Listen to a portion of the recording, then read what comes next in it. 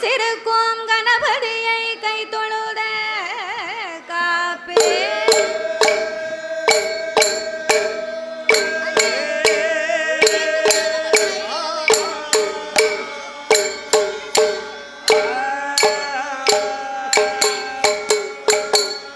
வாக்குண்டாம் நல்ல மனதுண்டாம் வாமலராய் நோக்குண்டாம் மேனி நொடுங்காது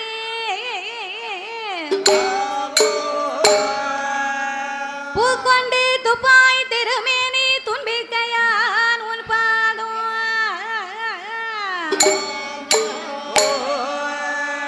தப்பாமல் சார்பார் தமக்கே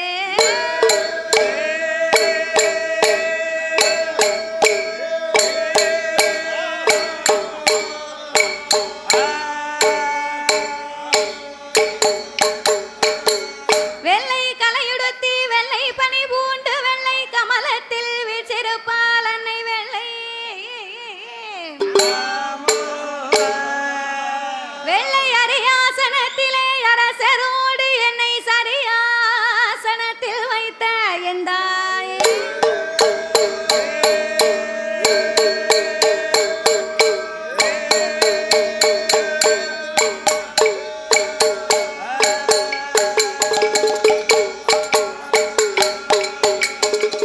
அண்டர்கள் துயரம் தீராயோ திமாநகரில் வந்து பிறந்தோ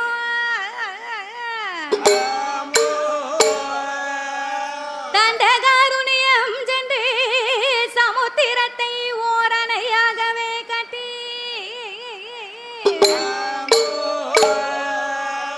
கொண்ட ராவணனை மாய்க்க கோதண்டம் கையில் ஏந்தோ பண்டரி போச்சும் ராமா ராமச்சந்திரா உன் பொன்னடி கமலம் போச்சு போச்சு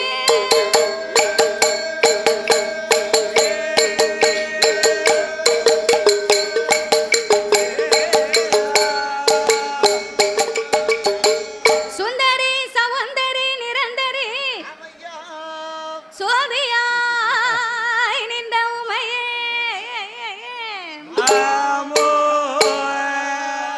சுக்கிரவாரத்தினால் உன்னை தரிசிப்பவருக்கு அருள் புரிவாயன் தாயே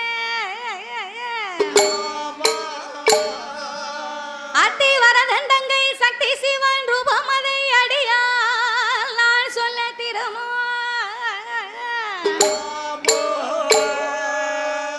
இந்த அழகான குலசைமான நகரத்திலே புகழாக வந்தம் வந்த என் நம்பிகை அங்கையர் கண்ணி அகிலாண்ட கோடி பிரமாண்ட நாயகி அம்பிகை குலசையாளு முத்தாரம்மாள் என கருள் புரிவா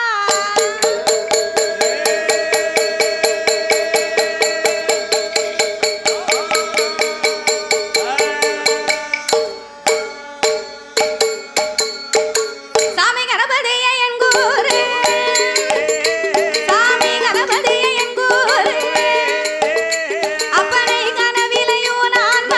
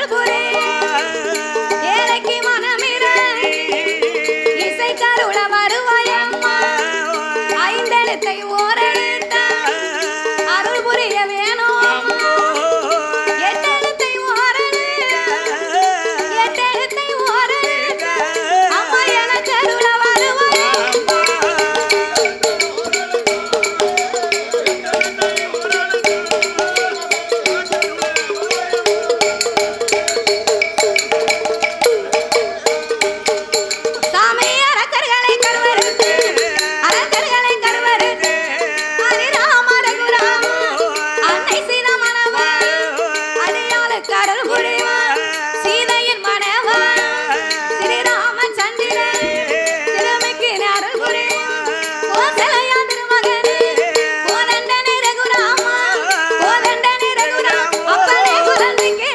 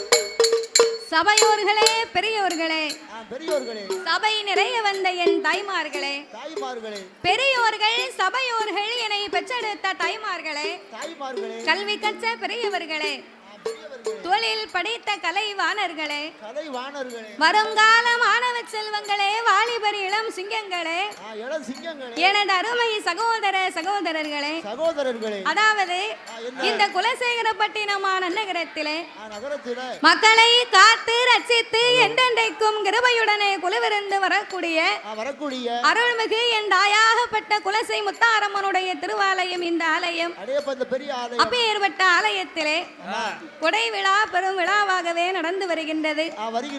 ஆன போதிலும் நாமளுடைய வில்லி செய்யவும் இந்த ஆலயத்திற்கு வரவழைக்க வேண்டும் என்று நாமளை அன்போடு இந்த ஆலயத்திற்கு வரவழைத்த அனைவர்களுக்கும் அனைத்த அன்பு உள்ளத்திற்குமே எங்கள் வில்லி செய்யின் சார்பாகவே நாங்கள் நன்றியை தெரிவித்துக் கொண்டு அதாவது எந்த ஒரு ஆலயமாக இருந்தாலும் முதலாகவே சாஸ்தாங்கதைகளை பாட வேண்டும். முதலாகவே சாஸ்தாங்கதையை பாடி ஐயனார் பிறந்தாத்தா அனைத்து தெய்வங்களுமே இந்த ஆலயத்துக்கு வருமா. அதனாலே அங்கே வார்த்தையிலேயே சாஸ்தாவை பிறவி செய்து சக்தி கொண்டு கொலுவிருக்கும் இந்த முத்தாரம்மனுடைய திருப்புகழைத்தான் பாட இருக்கிறோம். பாடும் பாட்டிலே பலது குச்சங்கள் எல்லாம் இருந்தாலும் சொல் குச்சங்கள், இசை குச்சங்கள், கதை குச்சங்கள், எங்களுடைய கதையிலேயே பொருள் குச்சங்கள். சாரீர குச்சம் குறை இருந்தாலும் சரீர குச்சம் குறைகள் இருந்தாலும் எங்கள் ஆட்கள் அடி தாளங்களில் ஒரு குறைகள் இருந்தாலும் முழு சொல் பின்னால் இருக்கலாம், பின் சொல் முன்னால் இருக்கலாம். எங்களுக்கு முன்பாகவே இந்த ஆலயத்திற்கு எத்தனையோ பெரிய பெரிய புலவர்கள், பேரறிஞர்கள், கவிஞர்கள் எல்லாம் வந்து பாடி இருந்தாலும் ஆன போதிலும் அடியால் நான் ஒரு சிறு குழந்தை, உங்கள் வீட்டு பிள்ளையாகிய நான் மாதவி. என்னால் தெரிந்தளவு என் சிச்ச அறிவுக்கு எட்டியவாறு உங்கள் முன்னால் நான் பாடுகின்றேன். 6 பிழை 100 குச்சங்கள் அடியாலை ஆதரிக்குமாறு கேட்டுக்கொள்கிறோம்.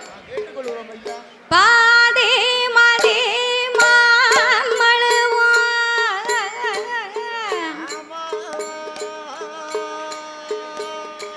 கங்கையோடு பாம்பணிந்து பார்வதியை மனம் புரிந்த ஆதி சிவன் மோகமது கலிதமாகி அச்சுதன் என் பெருமான் இருவரத்தினால் என்ற சோதி மணி விளக்கு ஒளிர்வு போல் 5 மைந்தர்கள் தோளினில் பூநூல் இளங்க தோன்றி மேதினில் அரிக்கும் சிவனுக்கும் அறிகிற புத்திரனாகவே வந்து உதித்த தருமஞான சாஸ்தாக்கள் யார் யாரெல்லாம் வந்து பிறந்தார் தெரியுமா? சாஸ்தா பிறந்தது பங்குனி மாதம் புதன்கிழமை உத்திர நட்சத்திர தண்டு பிறந்தார். அவர் பிறந்த கிரகம் என்ன தெரியுமா? பங்குனி மாதம் புதனது உத்திரம். ஐயா பங்குனி மாதம் புதனது உத்திரம். பௌர்ணமி பஞ்சமி கடக லக்கணத்தில் இங்கிதமாகவே அமிர்த யோகத்தில் ஆவிக்கும் திவனுக்கும் பிள்ளையாய் பிறந்தார். அவர் கையில் பிறந்தவர்க்கு கையனார் என்றார். அவர் ஆதியிலே உள்ளவர் கையனார் என்றார். சாமி ஐயனார் ஐயனார் அரிகர சிவன் ஐயனார் ஐயனார் ஐயனார் சபரிமலை ஐயனார் ஐயனார் ஐயனார் அச்சல் கோவில் ஐயனார் ஐயனார் ஐயனார் அச்சல் கோவில் ஐயனார் ஐயனார் ஐயனார் குலத்து புலை ஐயனார் ஐயனார் ஐயனார் அதோ ஆரியங்க ஐயனார் ஐயனார் ஐயனார் சொரிமுத்து ஐயனார் சாமி ஐயனார் ஐயனார் சிவம்புலிங்க ஐயனார் ஐயனுக்கும் ஐயனாக ஒடியா கருமையான சாஸ்தாவாக சுவாமி பிறந்தாரு. சங்கடங்கள் திட்டிடமே சாஸ்தா பிறந்தாரு. ஐயன் வந்து பிறந்தார் என்று போடுங்கம்மா ஒரு புலவன் பொன்னான மணிக்குலவன் முக்க முக்க 3 நேரம் முளைக்கலவை போடுங்கம்மா அவருக்கு பொன்னால பொன்படித்த தாவடம்மா வெள்ளியான பூநூல வெங்கலத்த தாவடம்மா தங்கத்தாலே பூநூல தனிவயிற தாவடம்மா ஆனப்பட புதுரப்பட ஐயங்காட்சி வேப்படைய முன்படையம் பின்படைய தண்டியலும் பெரும்படைய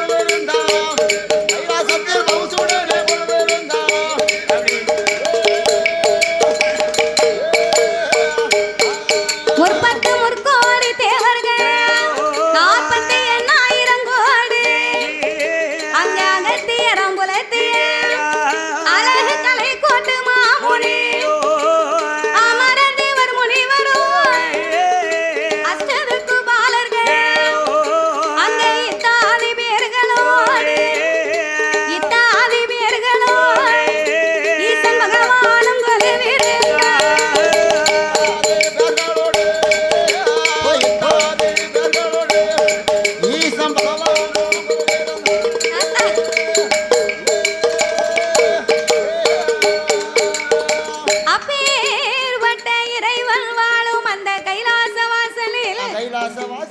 ஆண்டவனாகிய சாட்சாதி சிவபெருமானோடு இறைவனோடு இன்னும் யார் யாரெல்லாம் குலவிருந்து வருகின்றார்கள் ஆகாயத்தை சூரியன் அன்புகுளி சந்திரன் ஆகாயவாணியோடு தென்காலேவி குலவிருந்து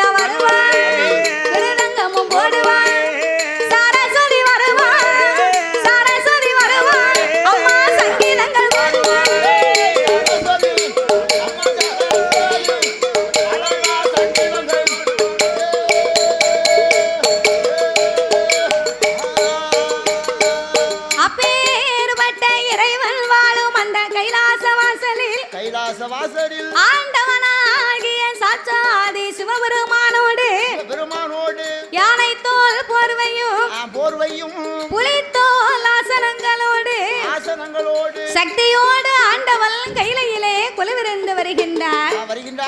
அப்படி குலவிருக்கும் இறைவனாகிய சிவபெருமான் 714 உலகத்தையும் இறைவன் படைத்து 224 புவனங்களையும் ஆண்டவன் படைத்தார்.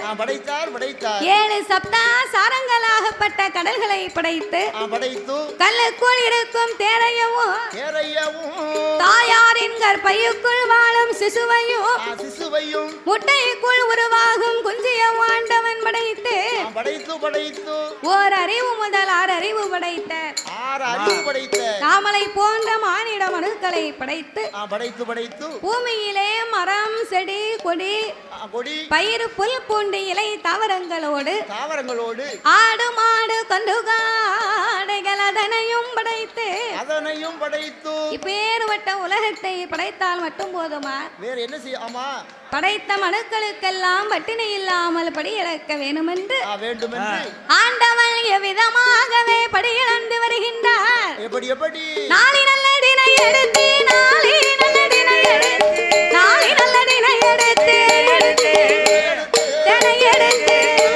அவர் நாடு எங்கும்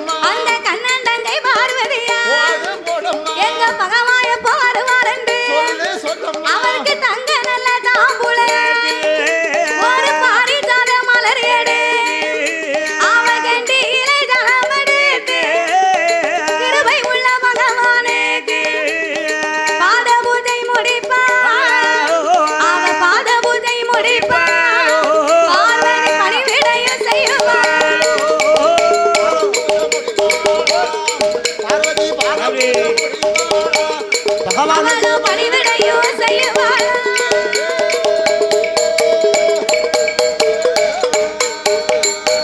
கலைத்த பகவானுக்கு கலைப்பாரி கொடுத்தாள் பார்வதி இளைத்து வந்த ஈசனுக்கு இளைப்பாரி கொடுத்து படியிழந்த ஆண்டவனுக்கு பாலும் பழமும் கொடுத்தாளாம் அந்த பார்வதா தேவி. பொண்டாட்டி வீட்டுக்காரம்மா பிடிக்கலையா தாத்தா? படியிழந்த பகவானுக்கு பார்வதி கைலாச வாசல் எதிர்பார்த்து நின்று பகவான் வந்த உடனே பகவானுக்கு பாலும் பழமும் கொடுத்திருக்கா. இப்ப நாமெல்லாம் வில்லுப்பாட்டு படிச்சு வீட்டுக்கு போனோம்னா சரி என் பொண்டாட்டி சட்டாப்போட வாசல் நிக்கா. ஆச்சி ஏன் அப்படி நிக்கானா? நீ வில்லுப்பாட்டு படிச்சு வீட்டுல போய் ரூபாயை கொடுத்தேன்னு வையே, கொடுத்தோம்னா சட்டாப்பைய கொண்டு நல்ல உனக்கு 2 தோசையை சுட்டு கொடுப்பா. ரூபாயை கொடுக்காம செலவு பண்ணிட்டு போனா என்ன செய்வா? அதே சட்டாப்பைய திருப்பி அடுப்புல காய வச்சு ஆச்சி உன் செவட்லயே 2 பூசையை கொடுப்பா. எங்க வீட்டுல அப்படிதான் நடக்கு. அதுக்குத்தான் இந்த சட்டாப்பை. அவ வாசல்ல சட்டாப்பை வச்சு நிக்கிறத பார்த்த உடனே நீ கொடுக்கக்கூடிய ரூபாய் கொண்டு மொத்தமா கையில கொடுத்துருவேன். சரி என் பொண்டாட்டி கையில ரூபாய் வாங்கின உடனே அப்படியே பல்ல காமிப்பா. ஆமா, அவன் சாப்பாடை பொங்கி வச்சு நீ திங்கும் போது உனக்கு எப்படி இருக்கு? சாப்பிடும்போது நல்லா தானே இருக்கு. அதாவது ஆனா பிறந்தவங்க 10 ரூபாய்க்கு பாடுபட்டு அந்த அம்மா கையில கொடுத்தா தானே அந்த அம்மா உங்களுக்கு சாப்பாடு கறி குழம்பு எல்லாம் ஆக்கி வைப்பா. ஒரு துவையலாவது நமக்கு அரைச்சு கொடுப்பா. அம்மா அதை விட்டுட்டு நம்ம 500 ரூபாய்க்கு உழைச்சோம்னா 1000 ரூபாய்க்கு குடிச்சிட்டு போனோம்னா பொண்ணா பிறந்த என்ன செய்வா? உன்ன மாதிரி ஆண்டவன் சிவன் கிடையாது. இறைவன் ஈரேழு உலகம் எல்லாம் உயிரும் தப்பாமல் இறையிழந்து வந்ததனால ஆண்டவனுக்கு பாத பூஜை முடித்தால் அவள் பணிவிடைகளை செய்தாள். இப்படி கலைப்பாரி இளைப்பாரி இரு பேர்களும் கைலாசத்திலே கொலைவிருந்து வருகிறார்கள். அப்பந்தான் பார்வதி சிவனை அழைத்து ஆண்டவா பரம்பொருளே, என்ன பார்வதி, ஈரேழு உலகம் எல்லாம் இறையிழக்கும் இறைவா, நீங்க உலகமெல்லாம் படியிழந்து வரும்போது இந்த உலகத்தில் உள்ள மக்கள் எல்லோருமே யாரை வணங்கி வருகிறார்கள்? இது என்ன கேள்வி? அம்மா பார்வதி, உலகத்தை நான் தான் படைத்தேன், நான் தான் பாதுகாத்தேன். 10 பொருளுக்கும் அர்த்தமாகவே இருந்து வருகிறேன் அம்மா. 10 பொருளுக்கும் அர்த்தம்னா என்ன பகவானே? 10 பொருளுக்கும் அர்த்தம் வேண்டாம் என்ன தெரியுமா? ஒன்றோ ஒன்றாண்டி சிவ உடைய வேணும் நான் தாண்டி, தாயே ஒன்றோ ஒன்றாண்டி சிவ உடைய வேணும் தாயே, 2 2ஆண்டி சிவ ஈஸ்வரனு நான் தாண்டி, அம்மா 3 3ஆண்டி முக்கண்ணேனு நான் தாண்டி, தாயே 4 4ஆண்டி 4 வேதங்களு நான் தாண்டி, தாயே 5 நல்ல 5ஆண்டி 5 பஞ்சபூதங்களு நான் தாண்டி, 5 பஞ்சபூதங்களு நான் தாண்டி,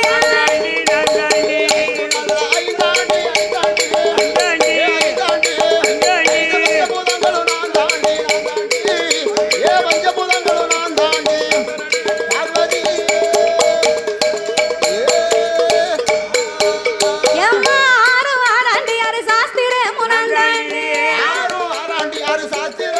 தாண்டி, 7 7ஆண்டி 7 சமுத்திரமு நான் தாண்டி, தாயே 8 8ஆண்டி 8 திசைகளுமே நான் தாண்டி, தாயே 9 9ஆண்டி நவக்கிரகமு நான் தாண்டி, 10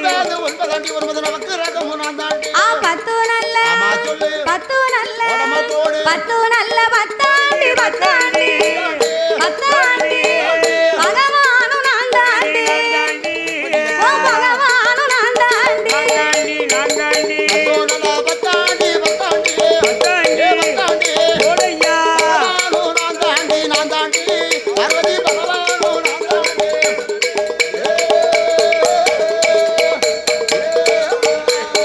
நானும் அசைந்தால் அசையும் அம்மா ஆகில இந்த உலகமே, நான் அகண்ட நகலும் அம்மா நான் படைத்த உலகமே, ஏழையம்மா பார்வதி, அடியே பார்வதி, என்ன பகவானே? ஈரேழு 14 உலகத்திலேயும் இரவும் நான் தான் பகலும் நான் தான், நான் தான், இருளும் நான் தான், ஒளியும் நான் தான், ஒளியும் நான் தான். சிவனார் இல்லையானா சிவ உலகமே கிடையாதம்மா.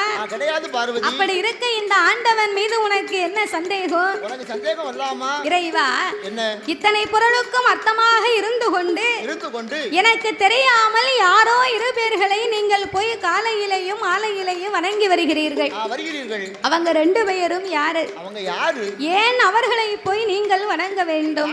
வணங்கக்கூடிய காரணம் என்ன? பார்வதி, உலகத்தை நான் படைத்து காத்து ரசித்தாலும் இந்த மக்களுக்கெல்லாம் இரவும் பகலும் வர வேணுமானா யாரால முடியும்? அது யாரால முடியும்? காலையிலே தோன்றும் கதிரவன், மாலையிலே தோன்றும் சந்திரன். பகல்ல ஒளி கொடுக்க வேண்டுமானால் சந்திரனும் சூரியனும் இல்லையானா சகல உலகத்துக்கு ஒளி கிடைக்குமா? கிடைக்காது, கிடைக்காது, ஒருபோதும் கிடைக்காது. அதற்காகத்தான் என் வலது கண்ணை சூரியனாகவும் என் இடது கண்ணை சந்திரனாகவும் நான் வணங்கி வருகிறேன். பார்வதி, பார்வதிக்கு அப்பமும் நம்பிக்கை வருமா? அப்பமும் நம்பிக்கை வரல. அது எப்படி இந்த ஆண்டவனுடைய இரண்டு கண்களும் சந்திரன் சூரியனாக இருக்க முடியும்? அது எப்படி இருக்க முடியும்? ஒருவேளை இந்த ஆண்டவனுடைய திருக்கண்ணை மறைத்தா இந்த உலகம் என்ன ஆகும்? எப்படி இருக்கும்? இதனையே இன்றைக்கு பரிசோதித்து பார்க்க வேண்டும் என்று அவள் ஆதிபராசக்தி அம்பிகை அங்கையர்கண்ணி பார்வதி அகிலாண்ட கோடி பிரம்மாண்ட நாயகி அவள் என்ன செய்கிறாள் தெரியுமா? ஆதிசக்தி பார்வதி, ஆதிசக்தி பார்வதி அரணாருக்கு தெரியாமல் பின்னால ஓடி வந்து இருகரத்தை எடுப்பா, இருகரத்தை எடுப்பா, சங்கண்ணா புத்துவா.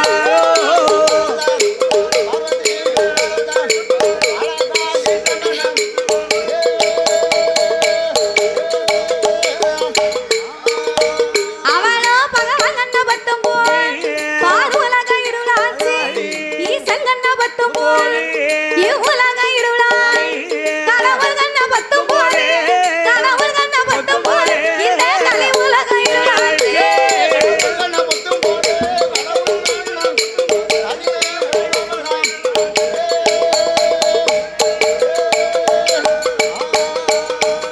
அப்போ இரேழு உலகம் எல்லாம் இருளாய் இருக்குதையா, பாரேழு உலகம் எல்லாம் பாலடைந்திருக்குதையோ. ஆண்டவன் திருக்கண்களை ஆதிபராசக்தியானவள் மறைத்த போது அகில உலகம் எங்கு பார்த்தாலும் ஒரே இருள்மயமாகவே இருக்க, உலகமே இருட்டா இருந்தா நம்மளால எந்த வேலையும் செய்ய முடியுமா? இருட்டுக்குள்ள என்ன செய்ய முடியும்? ஒண்ணும் செய்ய முடியாது. அப்பந்தான் சிவன் பார்த்தார். நாமல் படைத்த மனுக்கள் எல்லாம் திக்குமுகம் தெரியாமல் திகைத்து வாடுகிறார்களே. நாம இப்பொழுதே இந்த உலக மக்களுக்கெல்லாம் ஒளி கொடுக்க வேண்டும். இந்த பார்வதிக்கு நமக்கு இருக்கக்கூடிய இந்த ரெண்டு கண்ணு மட்டும் தானே தெரியும். சிவபெருமானுக்கு மூன்றாவது கண் நெற்றிக்கண் இருப்பது இதுவரைக்கும் பார்வதிக்கு தெரியாது. உடனடியாக நாமல் உச்சிக்கண்ணை திறந்து ஒளி கொடுத்தாக வேண்டும் என்று ஆண்டவனாகிய சிவபெருமான் அவர் என்ன செய்கிறார் தெரியுமா? சாமி உச்சி கண்ணை திறப்பார்,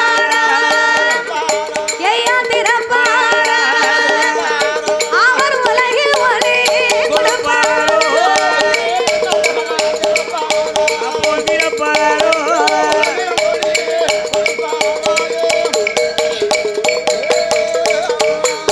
அவர் உச்சி கண்ணை திறந்த போது இந்த உலகம் எல்லாம் ஒளியாச்சு. அவர் நெற்றி கண்ணை பகவான் திறந்த போது நீண்ட ஒளி ஆகுதையா. ஆண்டவன் ஆங்காரம் கொண்டு தன் உச்சி கண்ணை திறந்த மகிமையினாலே அவர் உச்சிக்கண் திறந்து ஒளி பறக்க அக்கினி பொறியிலே அழகான ரூபங்களோடு காளி அம்சத்திலே வீர சுரூபத்தோடு ஒரு பொன் வந்து பிறந்தாள். ஆண்டவன் பெண்ணை அழைத்து அம்மா தாயே, ஆட வேண்டாம் பாட வேண்டாம், ஆடாளை போட வேண்டாம், என் உச்சி கண்ணிலே நீ காளி அம்சமாகவே பிறந்ததனால உச்சி கண்ணில் வந்து பிறந்ததாலே எம்மா பிறந்ததாலே தாய உச்சி மகாளி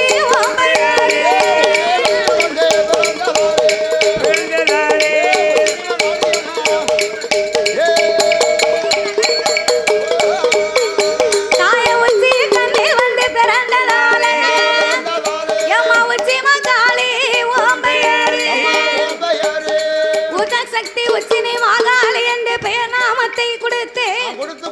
வரம் கொடுத்த அம்மாளை வடக்கு வாசல் கோட்டையிலே அமர வைத்தார். அப்ப இந்த பார்வதி சிவபெருமானை கண்டவுடனே ஐயையோ ஆண்டவனுடைய மகிமை தெரியாமலா நம்ம கண்ணை மறைத்து கடவுளையே இப்படி பரிசோதனை செய்து பார்த்து விட்டோமே. உடனடியாக நாம சிவனிடத்திலே சென்று ஆண்டவா பரம்பொருளே அறியாமல் செய்து விட்டேன், ஆண்டவா என்னை மன்னிக்க வேண்டும் என்று பகவானுக்கு முன்னால கோபம் கொண்டு சிவன் எங்க நமக்கு சாபத்தை கொடுத்து விடுவாரோ அப்படின்னு பட்டு பயந்து பார்வதி பகவானுக்கு முன்னால பயத்தினால் வியர்த்து பார்வதி அங்கமெல்லாம் ஒரே வேர்வை. இந்த பயத்தினால் உண்டான வேர்வை கைலாசத்திலே காட்டாத்து வெள்ளமாகவே கரை புரண்டு நிற்க இந்த வெள்ளமோ ஒரு உப்பு தண்ணி.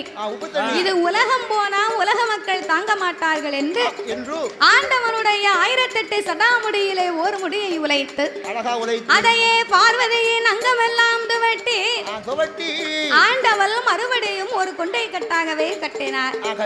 அதிலே இருந்து ஒரு 10 சொட்டு வியர்வை பூமியிலே கலக்க அதனையே 10 கடலாகவே படைத்து ஆண்டவள் பக்குவமாகவே பெயர் நாமத்தை கொடுத்தார். எப்படி கொடுத்தார்? சாமி வங்கம் சம்பாதி கப்பா தேவி கப்பா வங்க சம்பாதி கப்பா வந்தாங்கட ஒரு கடலா ஆனே கங்கைய சண்டி கப்பா கருப்பு கடை இரண்டாம் கடல் மூணாம் கடல் மோர் கடலா நாலாம் கடல் நல்ல தண்ணி சாமி ஐந்தாம் கடல் அலை கடலா ஆறாம் கடல் ஆழக்கடல் ஏழாம் கடல் எண்ணெய் கடல் எட்டாம் கடல் திட்டு கடல் அங்கே 9ஆம் கடல் அது ஓவிய பெருங்கடலா 10ஆம் கடல் பார்க்கடலா ஏய பார்க்கடல் பாங்குடனே அமைந்திருக்க அது பாங்குடனே அமைந்திருக்க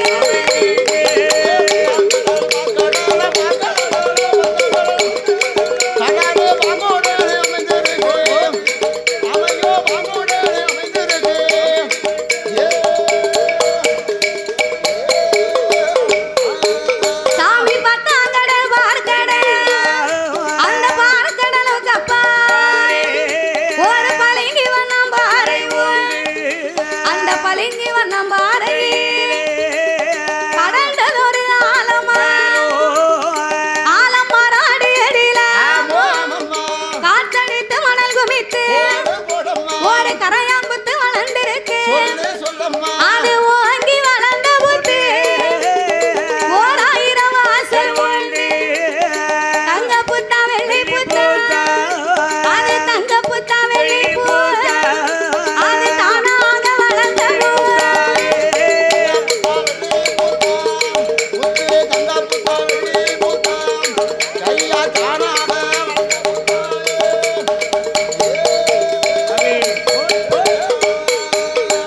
பத்தாம் கடல் பார்க்கடல் அந்த பார்க்கடலுக்கு அப்பாலே பளிங்கு வண்ணம் பாறையிலே படர்ந்த ஆலமரத்தினுடைய அடியிலே காற்றடித்து மணல் குமித்து கரையான் புத்து வளர்ந்திருக்க ஓங்கி வளர்ந்த புத்து 1000 வாசல் உண்டு. வாசல் உண்டு தங்க புத்து வெள்ளி புத்து தானாக வளர்ந்த அந்த மாணிக்க புத்துக்குள்ள சென்னாகம் கருணாகம் கண்ணாடி விருசுகள் எல்லா நாகத்திற்குமே ராஜா ராணியாக நாகலோக பட்டணத்திலே வந்து நாகராஜனும் நாகக்கண்ணி பெண்கொடியாலும் இரு பேர்களும் எவ்விதமாகவே வாழ்ந்து வருகிறார்கள். சாமி நாகலோக பட்டணத்தில்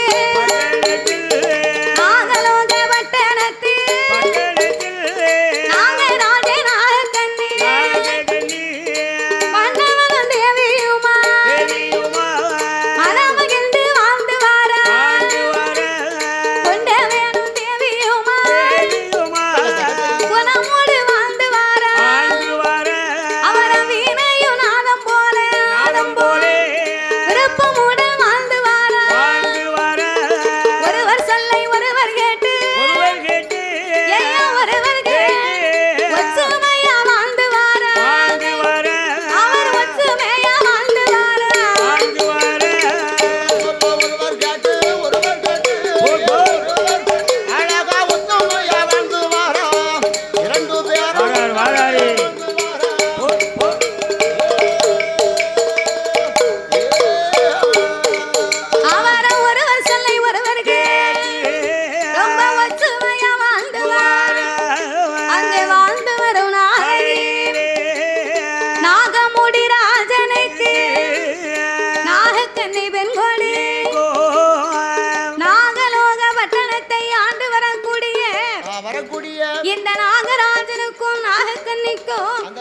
நாகக்கன்னிக்கும் நாகம் என்றா நம்ம பூலோகத்திலே பார்க்கிறோமே அந்த மாதிரி நாகம் கிடையாது. அப்புறம் எப்படி? தலை மட்டும் மனித தலை. மனித தலை. கண்டத்துக்கு கீழே உடம்பெல்லாம் நாக வடிவமாக தெய்வத்தினுடைய அம்சமாகவே இருவேர்களுமே வாழ்ந்து வருகிறார்கள். வாழ்ந்து வரக்கூடிய இருவேர்களுக்கும் 2 பேருக்கும் மண்ணால் குறைவு இல்லை, மனையாலே தாழ்வு இல்லை. தாழ்வு இல்லை. தாத்தாவுக்கு மாய கண்ணே நினைப்பு. ஆமா, அதனால புல்லாங்குழல் வாசிக்கார். ஆடு மாடு மச்சிட்டு அறிஞ்சேன். நல்லா வாசிப்பார். ஆடு மாடு பத்திக்கிட்டு போனேன், அதான் புல்லாங்குழல் வாசிப்பேன். அந்த கண்ணே வேற, இது கருப்பு கண்ணை. அவர் தம்பி. ஆமா. அப்போ இந்த நாகராஜனுக்கும் நாகக்கண்ணைக்கும் 7.5 கோபுரங்கள், எதிரே ஒரு மண்டபங்கள். ஆமா. சூழரை அங்கனம் சுத்தி கட்டும் மாளிகை. அங்கனமும் கழுத்தினரும் அடுக்கடுக்காகவே மேடைகளும். இப்பேர்வட்ட செல்வ செழிப்போடு வாழ்ந்து வந்தாலும் ஒரு மனிதனுடைய வாழ்க்கையில் என்ன செல்வத்திலேயே உயர்ந்த செல்வமே பிள்ளை செல்வம் தானா? அது பிள்ளை செல்வம். நம்ம வீட்டுல எவ்வளவுதான் ஏக்கர் கணக்குல நிலம் வாங்கி வச்சிருந்தாலும் அந்த மண்ணு நம்மளை அம்மா அப்பா என்று அழைக்குமா? மண்ணு எப்படி அம்மா அப்பான்னு அழைக்கும்? கழுத்து நிறைய தங்க ஆபரணங்கள் வாங்கி போட்டிருந்தாலும் இந்த தங்கம் நம்மளை அம்மா அப்பா என்று அழைக்குமா? ஒருபோதும் அழைக்காது. இல்ல வீட்டுல பீரோவுள்ள நிறைய பணம் காசு வைத்திருந்தா அந்த பணம் நம்மளை அம்மா அப்பா என்று அழைக்குமா? அழைக்காது. இவை மூன்றுமே உணர்வற்ற உயிரற்ற வெறும் பொருள். ஆனால் நாமளை அம்மா அப்பா வென்று அன்போடு அழைக்க வேண்டுமானால் செல்வத்திலேயே சிறந்த செல்வமே குழந்தை செல்வம் தான். அதுதான் பிள்ளை செல்வம் என்பார்கள். பேர்வட்ட பிள்ளை செல்வம் இல்லாமல் இப்ப ஒரு ஆளு நம்மளை பாக்குறாங்க அப்படின்னா சொந்த பந்தங்கள் பார்க்கும் போது நம்ம கிட்ட எவ்வளவு சொத்து இருக்கு, உங்ககிட்ட எத்தனை வீடு இருக்கு, எவ்வளவு நகை வச்சிருக்க அப்படியா கேட்பாங்க? அப்படி கேட்க மாட்டாங்க. உனக்கு கல்யாணம் ஆகியாச்சாப்பா, உனக்கு எத்தனை பிள்ளைங்க இருக்காங்க, உன் பிள்ளைங்க நல்லா இருக்காங்களா, என்ன படிக்கிறாங்க அப்படின்னு தான் கேட்பாங்க. அப்படிதான் கேட்பாங்க. அப்போ அதை விட்டுட்டு இந்த நாகராஜனுக்கும் நாகக்கண்ணைக்கும் எல்லா செல்வங்கள் நிறைந்திருந்தாலும் ஏந்தும் பிள்ளை இல்லாத கவலை கொண்டு நாகராஜனும் நாகக்கண்ணே பெண்கொடியாளும் இறைவனாகிய சிவபெருமானை நினைத்து 6 வருடங்களாகவே தவம் இருக்க வேண்டும் என்று நமக்கு ஒரு கஷ்டம் இருக்கு அப்படின்னா தீராத வினைக்கெல்லாம் தெய்வம் தான் துணைன்னு சொல்லுவார்கள். அதனால் சிவனை நினைத்து நாமல் பிள்ளைக்காகவே தவம் இருக்க வேண்டும் என்று நாகராஜனும் நாகக்கண்ணியும் எப்படி தவம் இருக்க வருகிறார்கள்? வெள்ளி சமா தலை மூழ்கி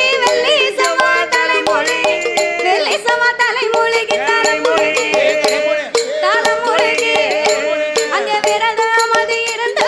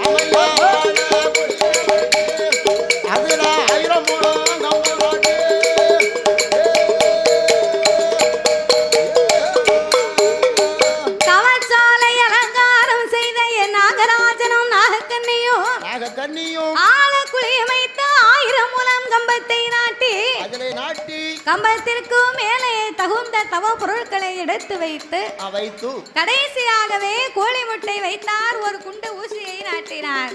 முட்டைக்கு மேல ஒரு குண்டு ஊசியை நாட்டினார். தவம் இருக்கும் போது ஏன் இந்த கோழி முட்டை வைக்கிறாங்க?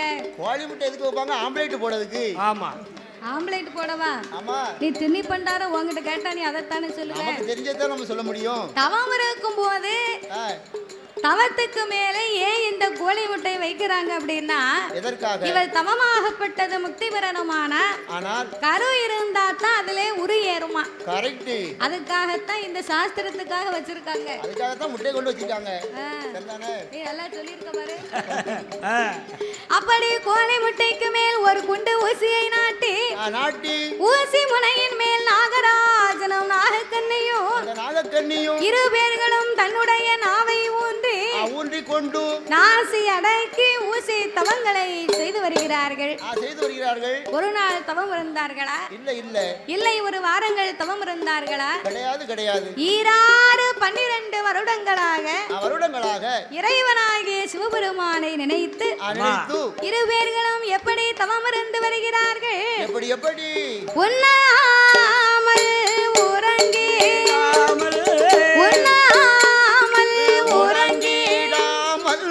உடைய வந்திரு புகழ் மறந்திடாமல் அண்ணா தண்ணியது அருந்திடாமல் ஆண்ட வந்திரு புகழ் மறந்திடாமல் அரோகர அரணே அரணே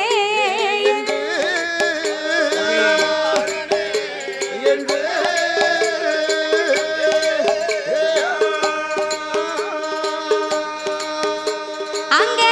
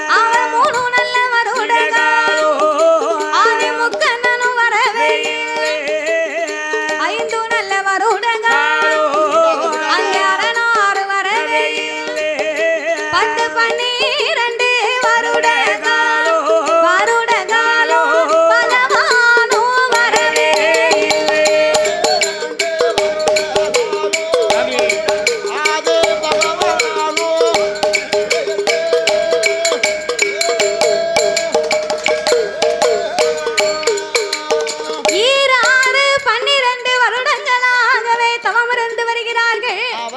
12 வருடமாகியும் பகவான் சிவன் வரவே இல்லை. என் ஆண்டவன் வராமல் இருந்தபோது இதனால் இதுவரைக்கும் நாம இப்பேர்வட்ட தவம் இருந்து வந்தாலும் ஏன் இன்னும் சிவன் நாமளுக்கு மனமிறங்கி வரவில்லை?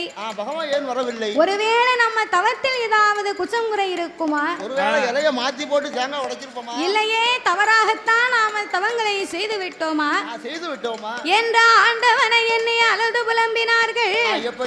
ஆண்டவனே பகவானே சம்போ சங்கரா, ஆண்டவனே பகவானே சம்போ சங்கரா, சிவ சம்போ சங்கரா, அடி ஆசையும் தவத்தை பாரு சம்போ சங்கரா, இந்த அடி ஆசையும் தவத்தை பாரு சம்போ சங்கரா.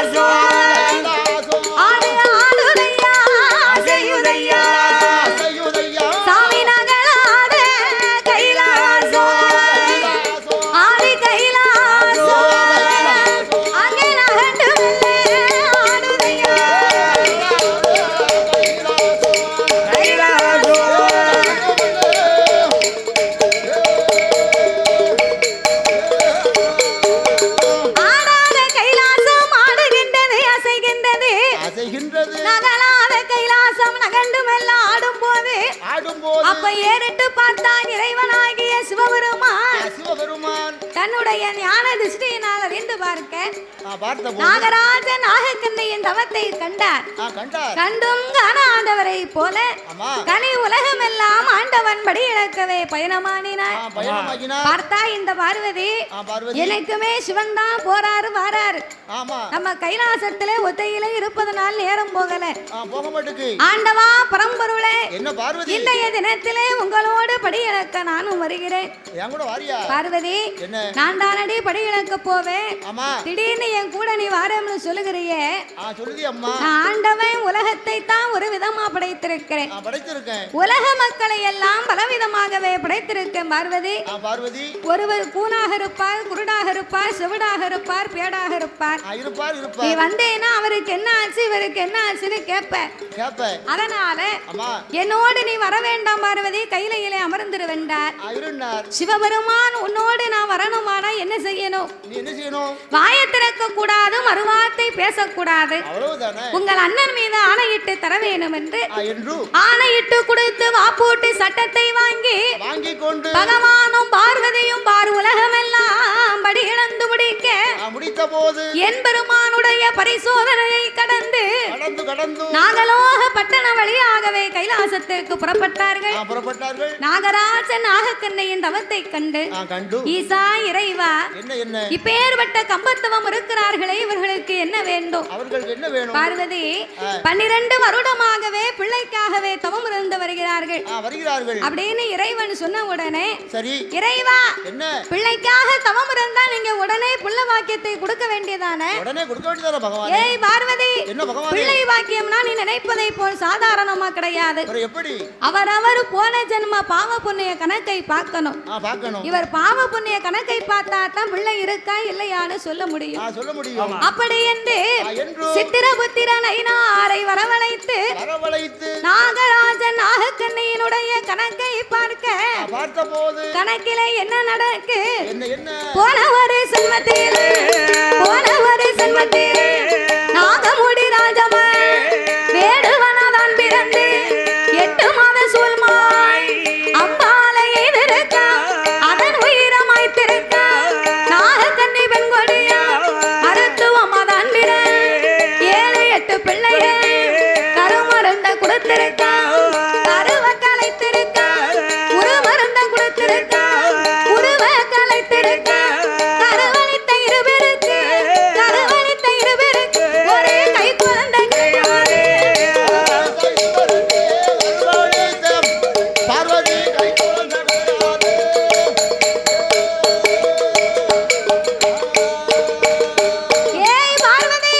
போன ஜென்மத்திலே 2 பேர்களும் செய்த பாவத்திற்கு ஒரு பிள்ளை வரம் கிடையாது. வா நாம கைலாசம் போவோம். இறைவா ஒரு பெண்ணின் தவம் இருப்பதை பார்த்து விட்டு போக முடியாது. இப்பொழுதே நீங்கள் குழந்தை பாக்கியம் கொடுத்தாக வேண்டும். பார்வதி பாவம் செய்தவருக்கு பிள்ளை கொடுத்தா பின்னால நமக்கு தாண்டி இடைஞ்சல் வரும். நான் கைலாசம் போற நீ புறப்பட்டு வாரியா இல்லையா அப்படின்னு ஆண்டவன் பிள்ளை வரம் கொடுக்க முடியாதென்றார். பார்வதி கண்டிப்பா பிள்ளை பாக்கியம் கொடுக்க வேண்டும் என்று சொல்ல இதோடு நாமல் விடக்கூடாது. இப்பொழுதே நாமல் பிள்ளை பாக்கியத்தை கொடுத்தாக வேணுமே என்று பார்வதி என்ன சொல்லுகிறாள் தெரியுமா? சாமி நீங்க இப்ப கொடுக்காவிட்டா நிச்சயமா நான் கொடு பகவானும் கொடுக்காவிட்டா பார்வதி நான் கொடுப்பேன். கடவுள் நீங்க கொடுக்காவிட்டா சாமி கண்டிப்பாக நான் கொடுப்பேன்.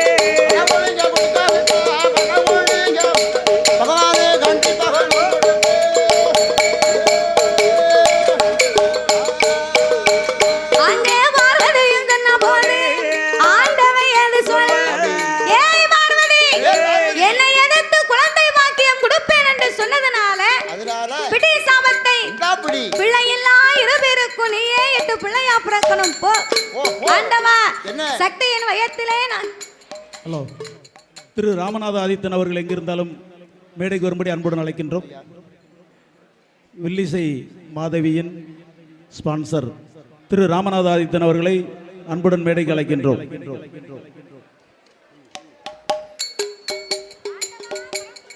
பரம்பொருளே பிள்ளை இல்லாத இருவருக்கும் சக்தி நான் கருவாயை சனிப்பதற்கு சட்டம் கிடையாது. கிடையாது. அப்படி கருவுச்சு பிறந்தால் அது தெய்வமும் கிடையாது. கிடையாது. மாற்று வரங்களை தந்தால் நான் முதலையாக போய் பிறக்கிறேன் என்று சொல்ல அப்படியானால் ஆதி கையில இருந்த அமிர்தம் என்னும் 8 கலசத்தை வரவழைத்து நாகராஜனுக்கும் நாகக்கண்ணிக்கும் வரமாக கொடுத்த போது 21 நாள் அரை மண்டலங்கள் 48 நாள் ஒரு மண்டலங்களாகவே பூஜை இருந்து வர சொல்லு. ஒரு மண்டலத்துக்குள்ளாக ஆதி பராசக்தியே நீ அவதார பிள்ளையாக பிறக்க வேண்டும் என்று சொல்ல அமிர்த 8 கலசத்தை கொண்டு வந்து நாகராஜனுக்கும் நாகக்கண்ணிக்கும் வரமாக கொடுக்க அதை மேலவாசல் கோட்டையிலே வைத்து 21 நாள் அரை மண்டலங்கள் 48 நாள் ஒரு மண்டலங்களாகவே பூஜை செய்து வந்தார்கள். அது 48